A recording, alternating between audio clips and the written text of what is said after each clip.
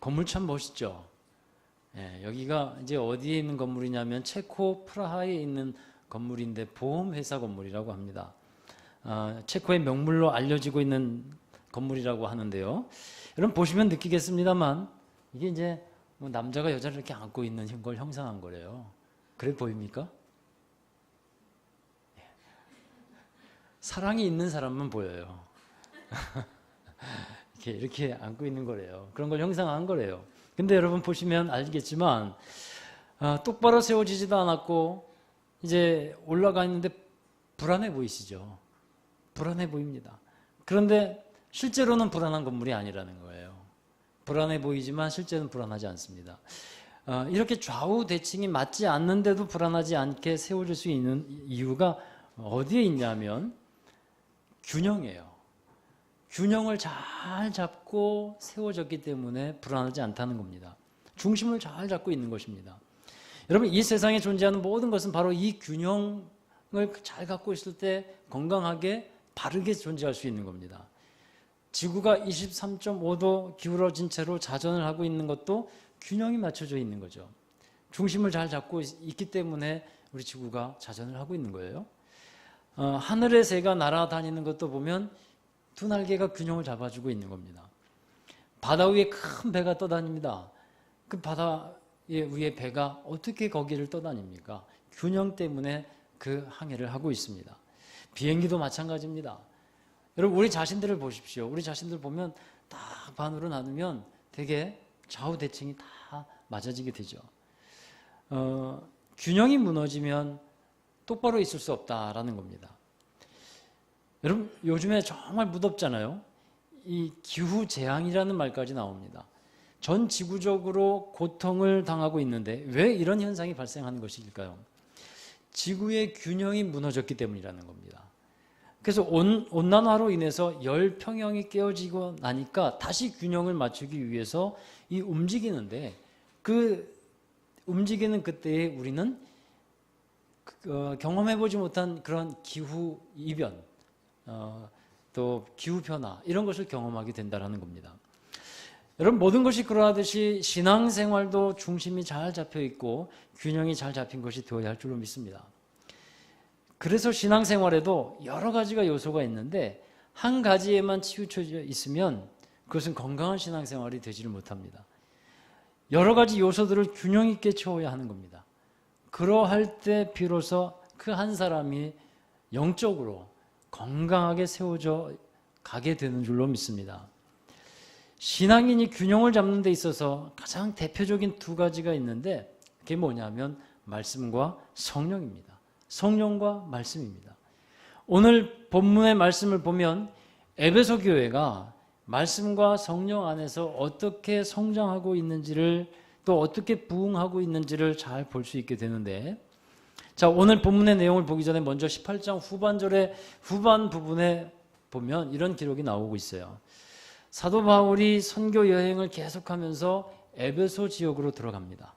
그때에도 이 고린도에서부터 만났던 바울의 신실한 동역자였던 브리스길라와 아굴라는 함께 에베소로 따라가게 되죠.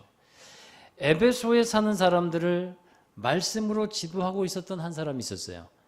그게 아볼로라고 하는 사람입니다. 이 아볼로라는 사역자가 일찍부터 복음을 들었습니다. 유대인입니다. 유대인인데 이 태생이 어디냐 하면 그 알렉산드리아라고 하는 지금의 이집트 지역에 해당이 됩니다. 그 지역 출신인데 유대인이에요.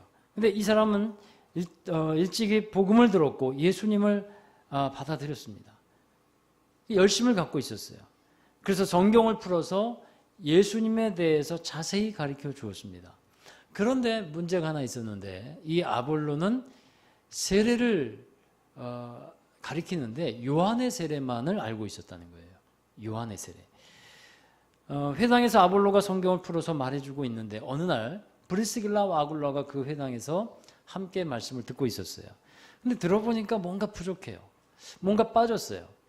그래서 무엇이 부족한가 봤더니 바로 이 요한의 세례는 가리키는데 예수 이름의 세례, 곧 성령 세례는 알고 있지 못하더라는 거예요. 다시 말하면 성령을 잘 알고 있지 못한 거예요. 그래서 브리스길라와 아굴라가 아볼로 이 사역자를 이렇게 잠깐 오라 그래가지고 그에게 이 성령에 대해서 풀어서 가르쳐 주는 거예요. 그리고 나서 여러분 이제 오늘 본문의 말씀인 19장으로 가보십시오. 거기에 보면 아볼로가 이제 에베소에서 목회를 했었는데 고린도로 가 있는 상태에서 바울이 에베소에 오게 됐어요. 그때 에베소에 모여서 예배드리는 12명의 사람들을 바울이 만납니다. 그리고 그들에게 이렇게 물어요. 너희가 믿을 때에 성령을 받았느냐? 믿음 생활을 하는데 성령 받고 하는 사람이 있어요. 근데 믿음 생활을 하는데 성령 없이 신앙생활을 하는 사람이 있습니다. 그러니까 바울은 너희가 성령 받고 믿음 생활을 하고 있느냐? 에베소 교회 성도들에게 그렇게 묻는 거예요. 그러자 그들이 대답합니다. 우리는 성령이 계심도 알지 못합니다. 듣지 못했습니다. 이 사람들은 성령에 대해서 무지했어요.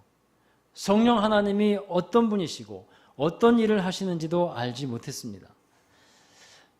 성령에 대해서 무지했기 때문에 균형이 잡힌 신앙생활을 할 수가 없었어요.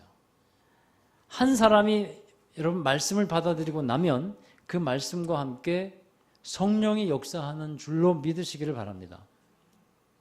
하나님은 말씀과 함께 역사하시는 줄로 믿으시기 바랍니다. 우리가 간절하게 바라고 사모해야 할 일이 뭐냐면요. 따라서 하나님의 역사하심이에요. 하나님의 역사하심. 그런데 알아야 우리가 그 역사하심을 바랄 것이고 무엇인가 좀 알아야 사모할 것 아니에요. 무엇인가 알아야 옛날 말로 면장을 할 거 아니에요. 여러분 성령을 알아야 성령의 역사를 사모하게 되는 거예요. 성령 체험이라고 하니까 그러니까 성령을 알아야 성령 체험을 하게 되는데 성령 체험이라고 하니까 특별한 현상을 동반하는 것으로 생각하기도 합니다. 근데 그런 특별한 현상을 동반하는 이 어떤 성령 체험을 반사적으로 거부하는 사람도 있어요. 그러나 우리는 성령의 나타남의 다양성을 인정해야 돼요. 성령께서 임하셨을 때 제일 먼저 두드러지게 나타나는 현상이 있었어요. 여러분 그것이 무엇인지 아시죠? 방언입니다. 방언. 은사 중에 방언이 있고 또 예언이 있는데 그게 가장 두드러지게 먼저 나타난 성령의 임하심, 성령의 나타나심의 그런 모습이었어요. 그러면 방언이 있어야만 성령을 받는 것인가? 꼭 그렇지는 않습니다. 그것은 또 그렇게만 되는 것은 아니죠. 성령이 임하였을 때 어떤 사람은 어떻게 성령을 체험하냐 하면 성령이 임하였을 때 병이 낫기도 하고요. 성령이 임할 때 귀신이 떠나가기도 하고 성령이 임할 때 눈물이 터지고 진정한 회개가 속에서부터 일어나기도 합니다. 그러니까 성령을 체험하고 성령을 알게 되는 모습은요, 사실 아주 다양한 거예요. 우리는 이 다양성을 인정할 수 있어야 돼요. 또 우리 한 군데 말씀을 함께 보십시다. 고린도전서 12장 3절의 말씀 함께 읽습니다. 그러므로 내가 너희에게 알리노니 하나님의 영으로 말하는 자는 누구든지 예수를 저주할 자라 하지 아니하고 또 성령으로 아니하고는 누구든지 예수를 주시라 할 수 없느니라. 아멘. 여러분 이 말씀처럼 여러분의 마음에서 정말로 예수가 나의 주님이라고 하는 고백이 진심으로 드려질 수 있겠습니까? 할렐루야. 여러분 진짜 있으시기를 바랍니다. 예수님이 나의 주인입니다 라는 고백이 여러분은 이 마음속에서 이게 드려지지 않는다면 그럼 누가 주인이에요? 만약 이것이 진짜 드려질 수 있다면 예수님이 나의 주인입니다. 이 고백을 여러분 입으로 할 수 있다면 그것은 여러분 안에 계신 성령께서 주장하시는 일이라는 거예요. 인간의 힘으로는요 거부가 돼요. 왜냐하면요 예수님이 나의 주인이요 내가 이것도 포기해야 되고 이것도 희생해야 되고 이것도 하지 못할 것 같고 이것도 힘들어질 것 같고 인간의 마음으로는 고백이 안 됩니다. 그러나 만일 정말 여러분이 기도하는 중에 아니면 진짜 주님을 생각하면서 예배 중에 물어보십시오. 내 주인은 누군가? 근데 여러분 정말 나의 삶을 주관하고 계시고 나를 붙들고 계신 주인이 예수 그리스도라 고백하실 수 있다면 그것은 성령께서 하시는 일인 줄로 믿으십시오. 말씀에 그렇게 되어 있기 때문입니다.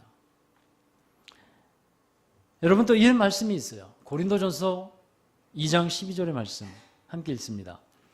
우리가 세상의 영을 받지 아니하고 오직 하나님으로부터 온 영을 받았으니 이는 우리로 하여금 하나님께서 우리에게 은혜로 주신 것들을 알게 하려 하심이라.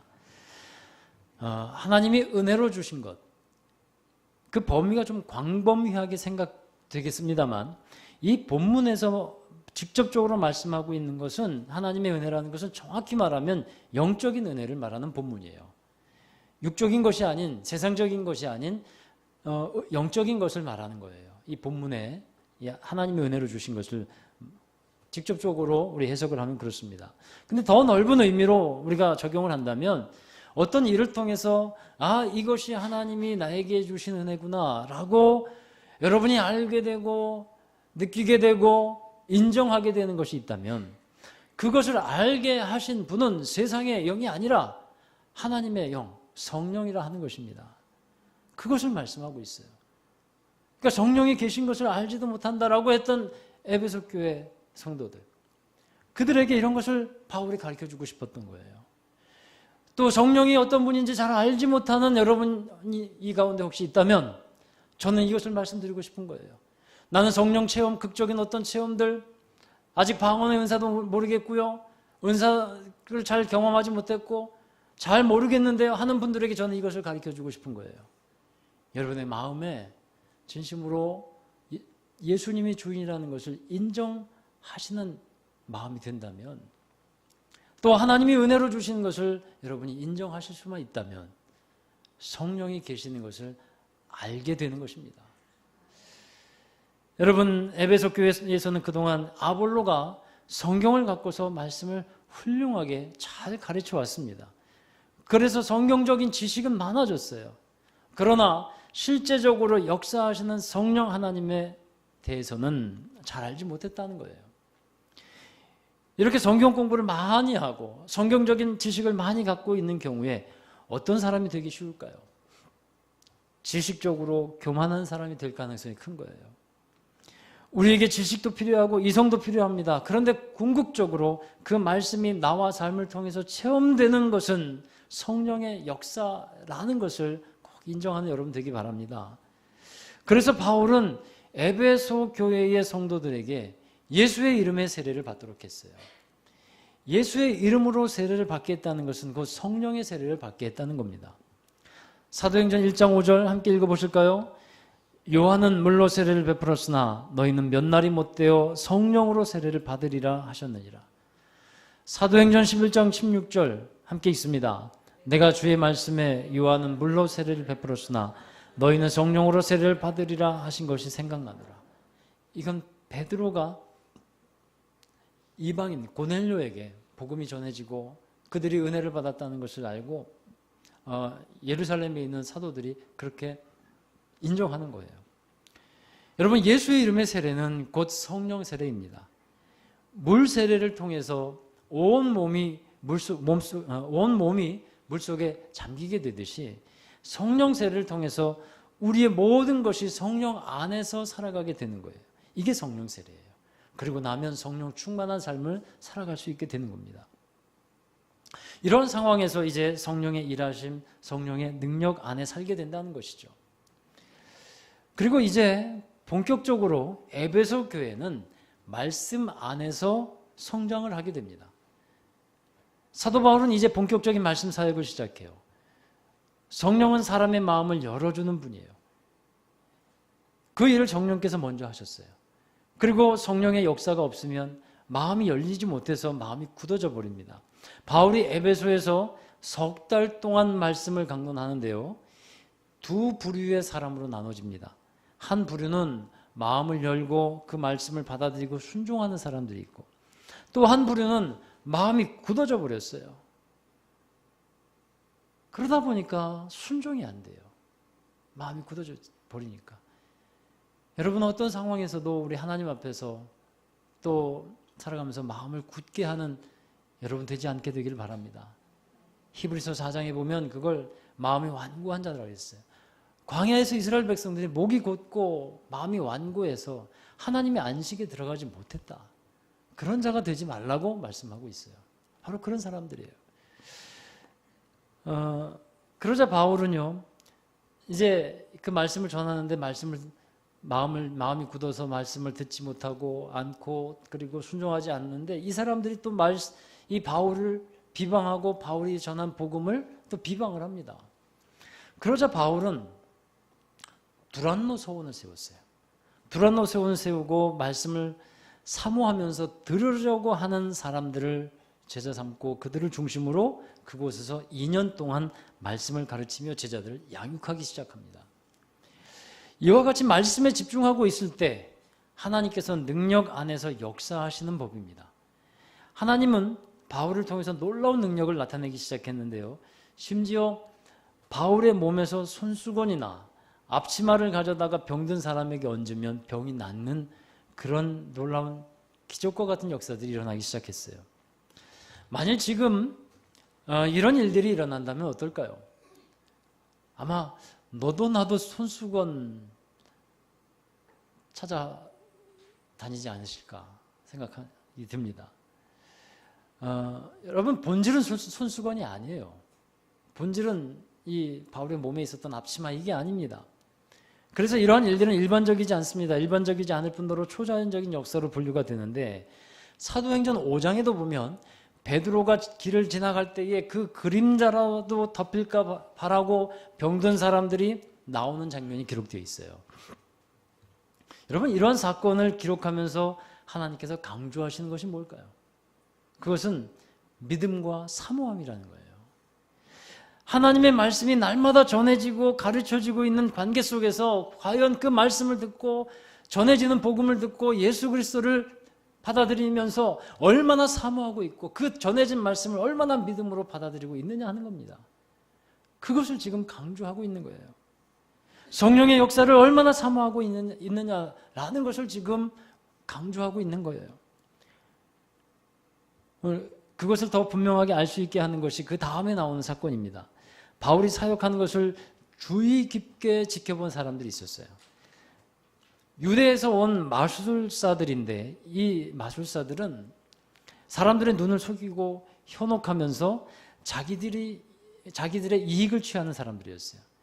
근데 이 마술사들이 바울이 행하는 일들을 보니까 뭔가 대단한 능력이 일어나긴 하는데 어떻게 저런 일들이 일어날까 눈여겨보니까 거기에 중요한 것이 있다는 것을 알았어요. 그게 뭐냐면 예수의 이름이라는 것을 발견했어요. 바울이 행하는 일들, 그 사역 가운데는 예수의 이름이 있구나. 이것을 그들이 발견합니다.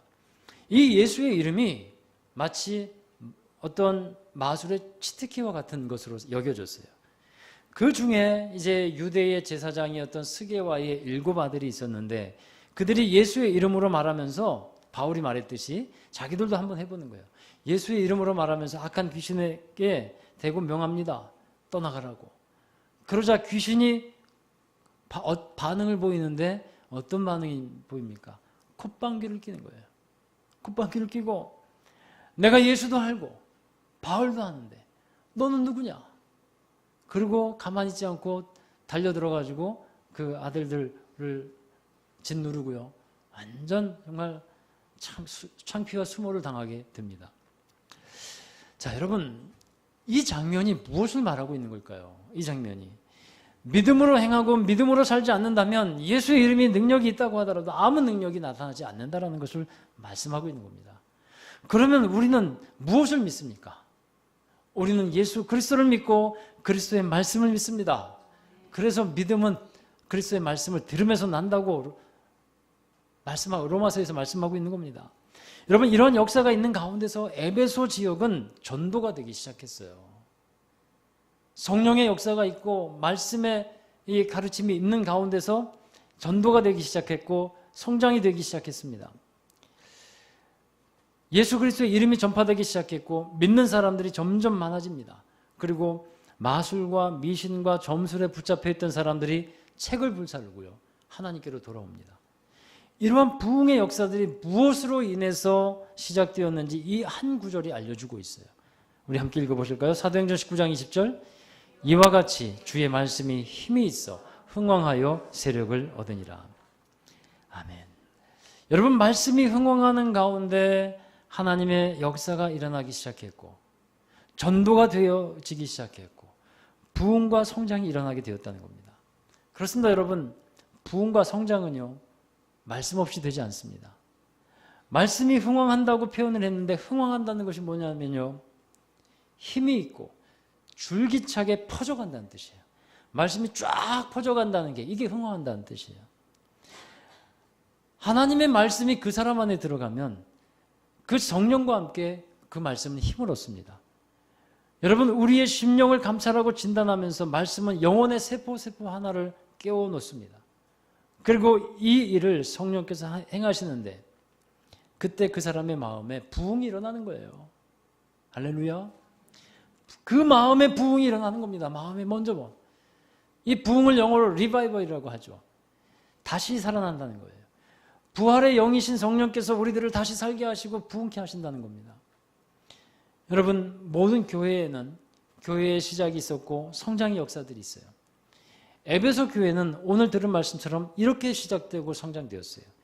아볼로라는 사역자가 12명 정도의 성도들이 꾸만하게 이제 함께 모여 있었는데 말씀을 듣고 이해하고 깨닫는데 그때 그것에 만족하면서 그렇게 기도하며 신앙적인 기쁨을 갖고 살아가고 있었는데 바울을 통해서 성령의 역사를 알게 되었고 성령의 능력 안에서 말씀과 함께 큰 성장을 이루는 교회가 되었다는 거예요.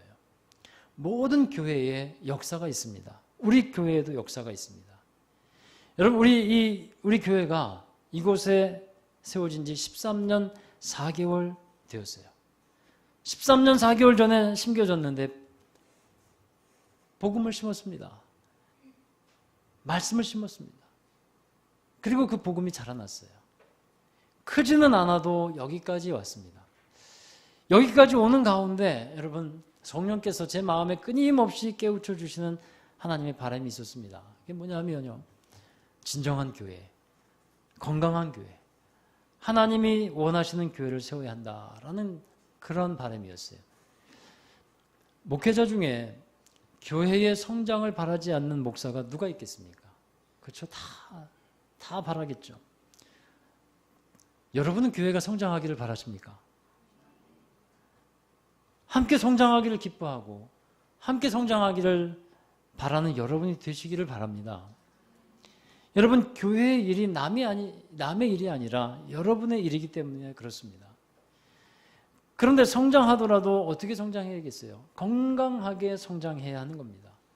그 일을 위해서 우리가 균형 있게 추구해야 되는 것이 있는데 그게 성령과 말씀이라는 겁니다. 성령님은 말씀과 함께 일하세요. 우리가 말씀을 사모하고 말씀이 흥망하는 사람이 되면, 흥망하는 교회가 되면 성령께서 더욱더 능력 안에 일하실 것이라는 것을 확신하시기를 주의 이름으로 축원합니다. 그렇게 성령의 능력을 사모하면서 나아가다 보면 또 균형이 필요할 때가 찾아와요. 성령의 은혜를 추구할 때 사람이 자기 감정이나 자기 생각에 치우치는 것과 같은 일들을 경험하게 돼요. 자기 생각이나 감정에 치우쳐 있는데 그것을 성령의 감동인 양 생각하는 경향이 나타나기 시작해요. 여러분, 그러면 방향이 잘못되어 있는 거예요. 균형이 지금 틀어지기 시작한 거예요. 그러면 다시 말씀으로 돌아가야 돼요. 말씀을 들어가서 나의 이 추구하는 방향, 이것이 맞는 것인지, 균형이 잘 잡혀 있는 것인지 말씀을 통해서 다시 균형을 잡아야 한다는 겁니다. 또 사람이 교만하게 되는 경우도 이런 경우에 나타나요. 하나님이 일을 잘 되게 하실 때, 평안하게 하실 때, 하나님이 내 편인 것 같을 때 마음이 높아지기가 쉬워요. 여러분, 그러면 균형이 또 필요한 것이죠. 내 생각과 내 뜻이 많이 앞서게 될 때 균형이 필요한 거예요.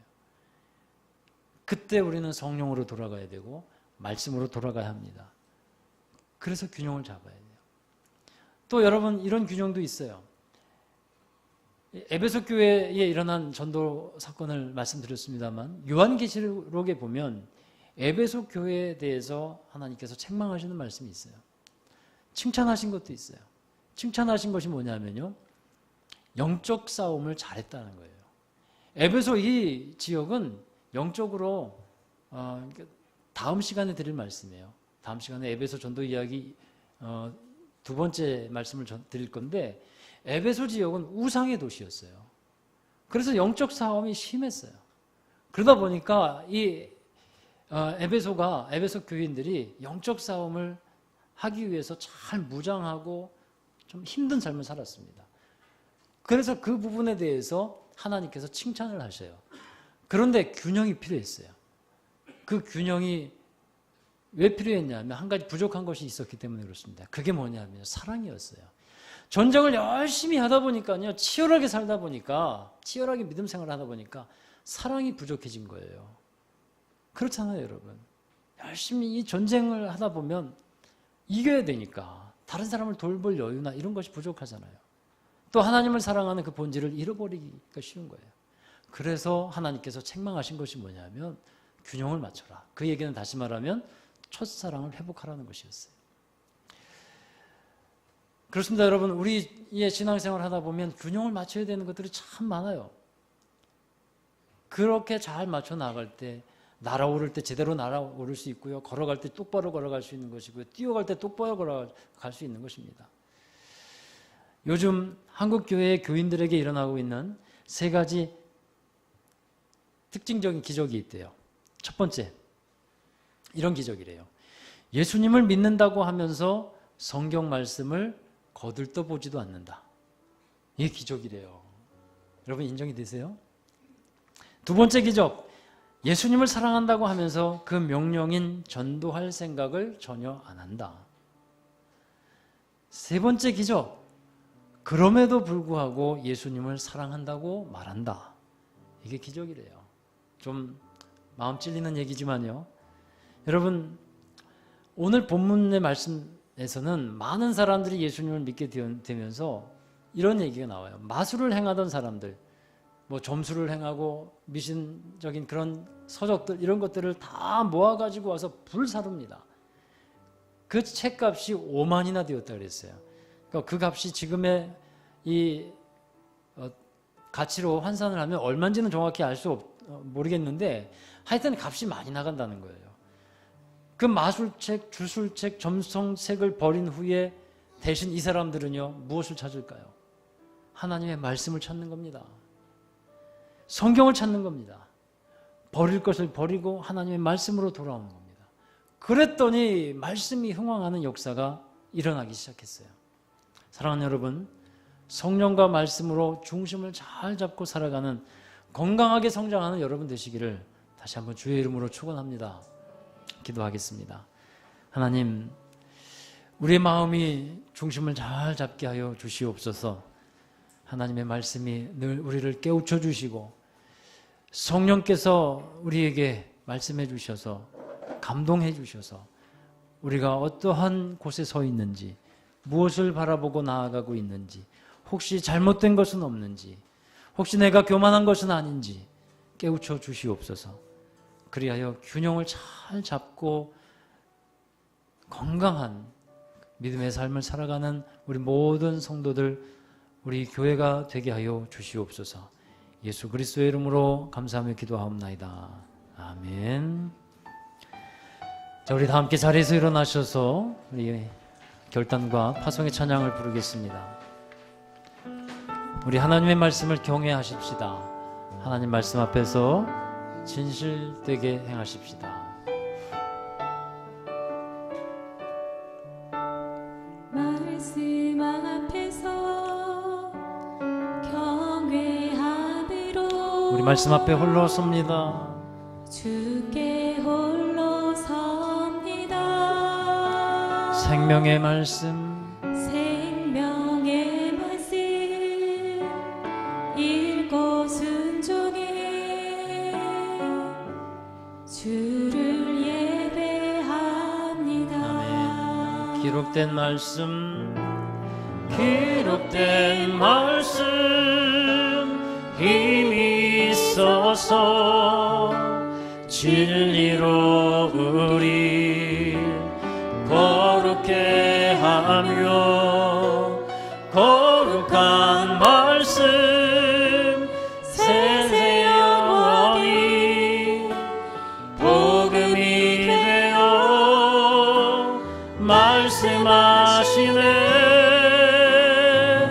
하나님 말씀에 두려워 떠는 자, 주 말씀에 생명을 거는 자, 한 사람 찾으시는 주님의 약속을 믿어. 하나님 말씀에 운명을 거는 자, 순종하며 주 따라가는 자, 영원한 하나님 나라 이뤄갈 주의 교회요.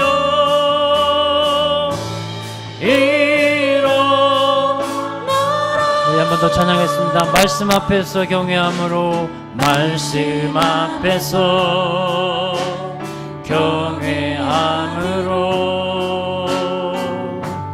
주께 홀로 섭니다. 생명의 말씀, 생명의 말씀 읽고 순종해 주를 예배합니다. 기록된 말씀, 기록된 말씀 힘이 있어서 진리로 우리 거룩해 하며 거룩한 말씀 세세 영원히 복음이 되어 말씀하시네. 하나님 말씀에 생명어 떠는 자, 그 말씀에 생명을 거는 자, 한 사람 찾으시는 주님의 약속을 믿어. 하나님 말씀에 운명을 거는 자, 순종하며 주 따라가는 자, 영원한 하나님 나라 이뤄갈 주의 교회. 우리 한 번 더 믿음으로 고백하면서 나아가십시다. 하나님 말씀에 두려워 떠는 자, 하나님 말씀에 두려워 떠는 자, 그 말씀에 생명을 거는 자, 한 사람 찾으시는 주님의 약속을 믿어. 하나님 말씀에 운명을 거는 자,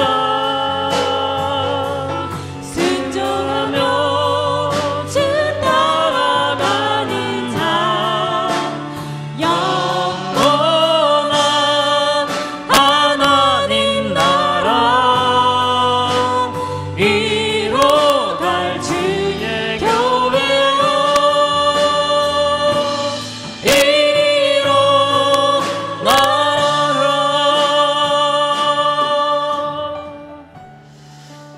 자, 여러분, 이 질문을 받는다면 여러분 뭐라고 말씀하시겠습니까?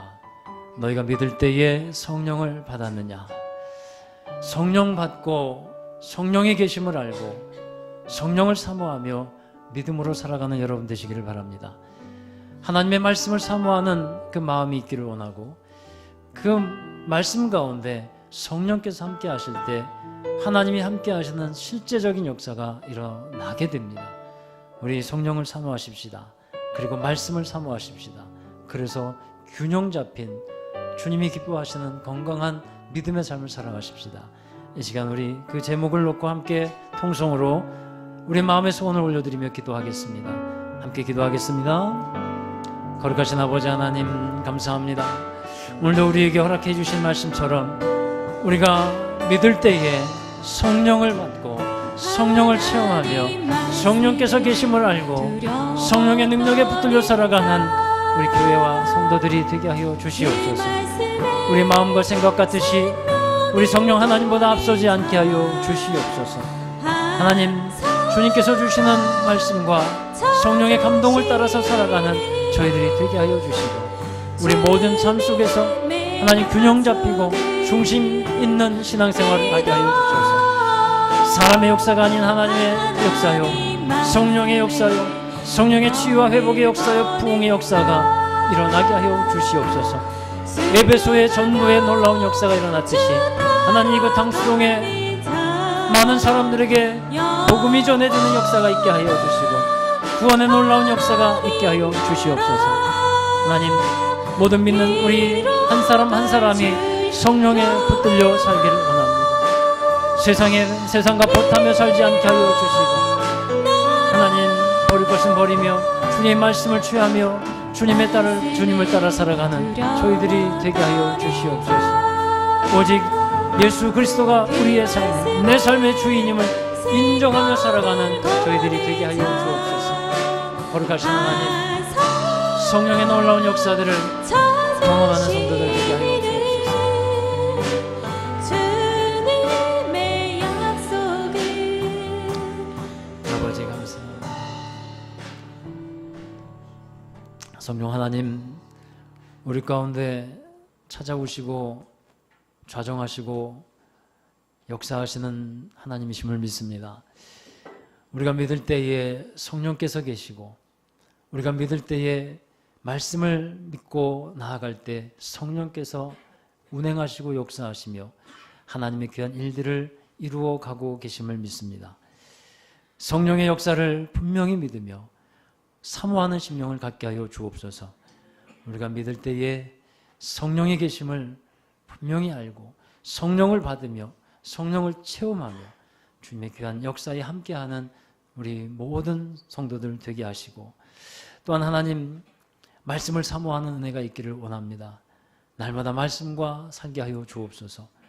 세상과 벗하며 살지 않도록 하나님 정말 마술사들이 그들이 가졌던 값진 책들을 버리고 하나님의 말씀에 돌아와 말씀에 흥황하는 역사에 함께했던 것처럼 우리가 세상과 벗하며 살아갔던 것들 하나님 버리게 하시옵소서. 그 모든 것들을 버리며 오직 하나님의 말씀으로 돌아와 성령의 능력 안에 살아가는 성도들이 되게 하여 주옵소서. 말씀과 성령의 능력 안에 살 때 하나님은 치유하실 것이고 회복하여 주실 것이고 다시 부흥의 놀라운 역사를 이루어 가실 것임을 믿습니다. 에베소 지역의 전도의 놀라운 역사들, 부흥의 놀라운 역사가 일어났던 것처럼 우리 심령 안에서 먼저 그 전도와 부흥의 역사가 일어나게 하여 주시고 이 지역에 또 우리가 기도하는 많은 이들에게 하나님의 구원의 놀라운 역사들이 일어나게 하여 주셔서 우리가 그 일로 인하여 더욱더 하나님께 큰 영광 돌리는 교회가 되게 하여 주시옵소서. 우리 모든 성도들 기억하시고 복의 복으로 함께 하여 주시길 원합니다. 하나님 믿음을 강건케 하여 주시옵소서. 예수 그리스도가 주인됨을 인정하며 나아가는 우리 모든 성도들이 되게 하여 주옵소서.